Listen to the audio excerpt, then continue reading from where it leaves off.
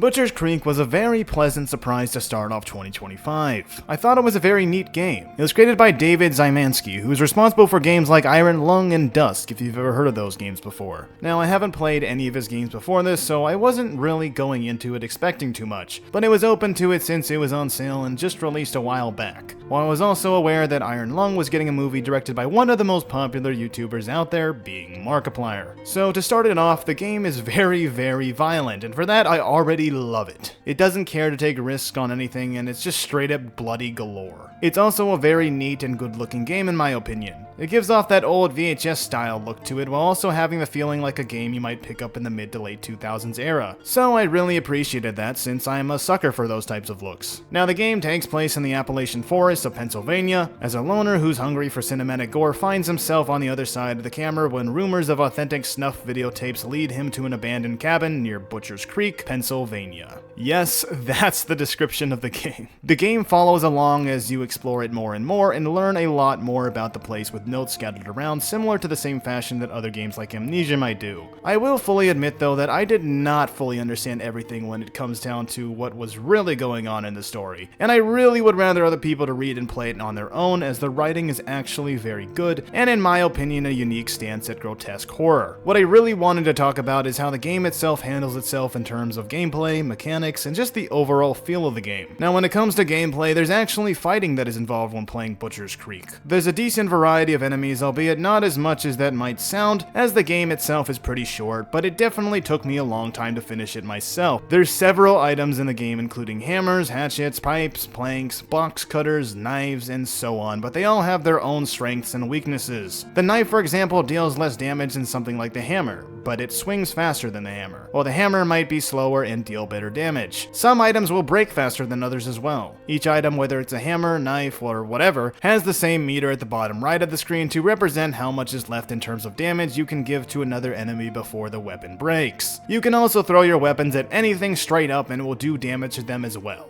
The hatchet is just straight up a killer in this game, same with the pickaxe, but that's further on in the game. If you're lucky enough, you can just straight up rip off heads with these baddies. It's brutal. Oh my god! Oh my god, I cut his head off! Ooh, speedrun! Speedrun! Butcher's Creek speedrun! I've been waiting for this my whole life. Oh my god! It works! There's also a lot of items you can pick up and throw at enemies as well, although if you spend too much time throwing them at them, it will eventually break. There's also several environmental mechanics found in the game that you can utilize, such as the gasoline that you throw at someone to explode, the cutter, oh shit! Get into it! Yeah! And something I love.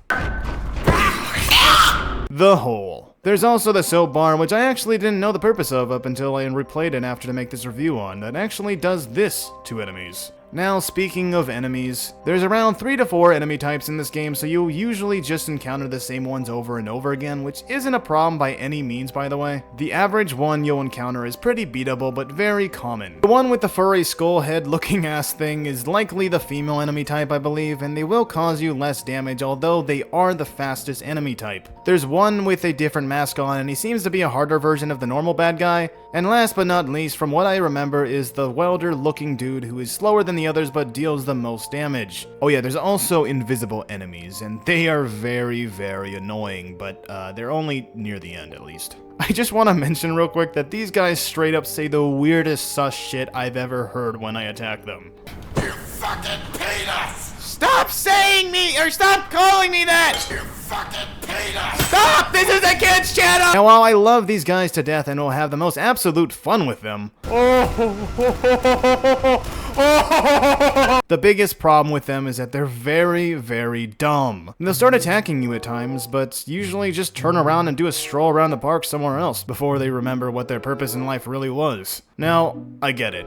These are messed up individuals that probably don't know what the hell purpose they have on this earth, and they probably get bored as fuck looking at snuff films all day, but man, what the hell are you doing? There's also several instances where they're just standing in one place doing nothing for a while, even when they notice you. And sometimes it's just so goofy seeing them all in one place just looking at you. He's just standing there. menacingly. Now to get back to the gameplay mechanics, they got a camera too, which is on you at all times. You can also flash enemies for a couple seconds to get back at beating their asses, but the main point of the camera is to take pictures of dead bodies? Well, not quite literally, but very much the same context. Almost. So what really happens is that if you discover blood or you cause blood to another enemy, you can actually take a picture of the blood and it can heal your character's health. What? It's a very odd way of doing things in this world, but who knows. Either way, it's a cool mechanic on its own, and I personally like it a lot. Speaking of health, there are also Polaroids that you can use that fully bring up your health right away. Now, outside of that, there's a bunch of tapes you can find throughout the game called snuff films. I'm not even gonna question it much, but it does have a canon reason to be there when remembering all the cultish notes found throughout the game. But what you do with these is actually use them to bring up your maximum health every time you collect them, depending on the amount you got in your inventory. They are also used like ink ribbons in the sense that you use them to save your game progress on TVs, essentially using them as VHS tapes pushing into your TV device. That being said though, you can also use them to unlock certain areas such as doors, maybe to find new stuff. They're very interesting mechanics, and honestly, I love it. It's something new and different, a completely different take on the horror genre in terms of items, albeit not a lot. Now those are just the basics in terms of the gameplay mechanics, but I want you, yes you, to check out this game by yourself as it's only $10 on Steam right now. I really didn't think I'd care much about this game, and while yes, it definitely has some flaws, I would 100% recommend this game to any horror fan who asks about it.